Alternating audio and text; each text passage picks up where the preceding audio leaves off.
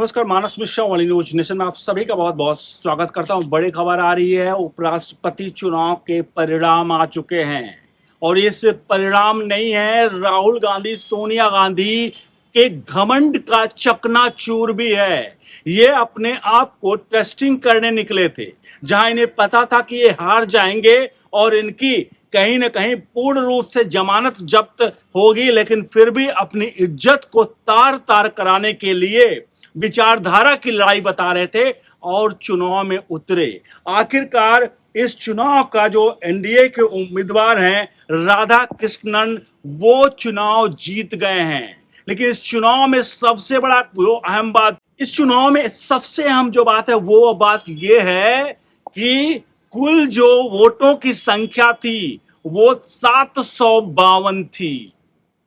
पूरे जो वोटों की संख्या थी वो 752 थी।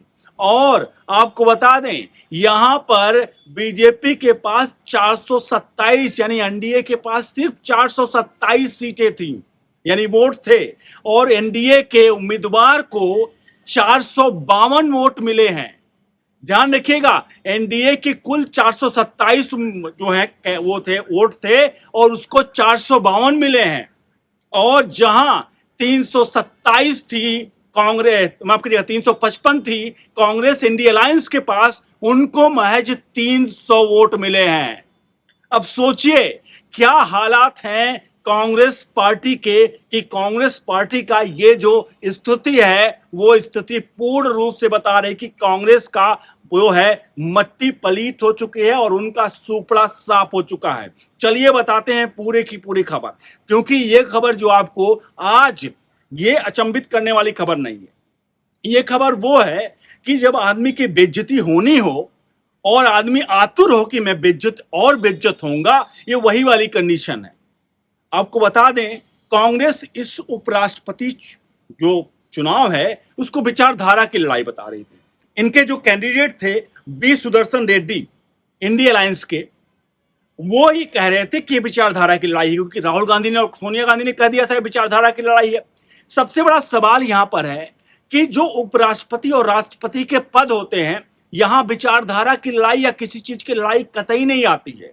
ये केवल संवैधानिक पद के लिए चुनाव होता है और जो भी कैंडिडेट होते हैं उस कैंडिडेट का, आपको बता दें, यहां भले ये कहें कि हमारा इंडिया अलायंस का ये हमारा कैंडिडेट है, वो कहें एनडीए का हमारा कैंडिडेट है, लेकिन असल में ना इंडिया अलायंस के कैंडिडेट होते हैं, ना कि वो एनडीए के कैंडिडेट होते हैं, वो सिर्फ उम्मीदवार होते हैं। और संविधान में इसीलिए ये भी नहीं लिखा गया, क्योंकि ये वोटिंग जब होती है तो इसलिए साफ तौर पे, क्योंकि राज्यसभा और लोकसभा दोनों के सदस्य जो हैं वो मिल करके वोट करते हैं, और 243 जिसमें आपको जो कुल आंकड़े बताएं, कुल मिलाकर के जो सीटों की संख्या वो 240 थी राज्यसभा में और 543 थी लोकसभा में। तो राज्यसभा और लोकसभा के जो सदस्य हैं, यानी कि जो है 240 राज्यसभा के और 543 लोकसभा के, ये वोटिंग करते हैं।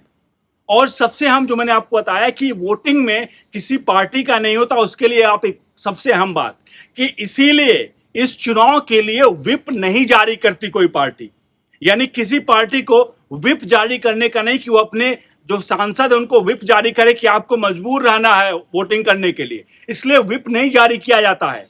यानी कि वो किसी भी पार्टी के जो है वो नहीं होते हैं। लेकिन कांग्रेस इसको विचारधारा की लड़ाई बता रही थी।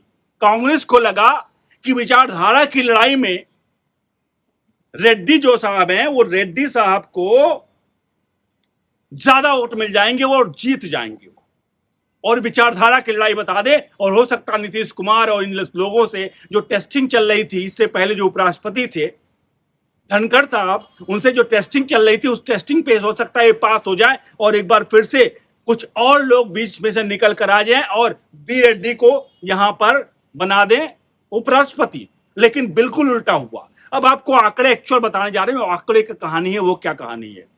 जैसा कि मैंने बताया, कुल वोटों की संख्या जो थी पूरे उसमें, तो ये दोनों जो हैं दलों, जो संसद के राज्यसभा और लोकसभा के लोग वोटिंग करते हैं, इसीलिए किसी को व्हिप नहीं जारी होता। और फाइनल आंकड़े ये हैं कि 452 वोट पा करके एनडीए के कैंडिडेट अब राव उपराष्ट्रपति होंगे देश के, और कांग्रेस को तगड़ा झटका यहां पर लगा है। अब आपसे अनुरोध है, इस वीडियो को शेयर जरूर करिएगा, अपने हित मित्रों को जरूर पहुंचाइए। बने रहिए ओनली न्यूज इंडिया के साथ। बहुत बहुत धन्यवाद।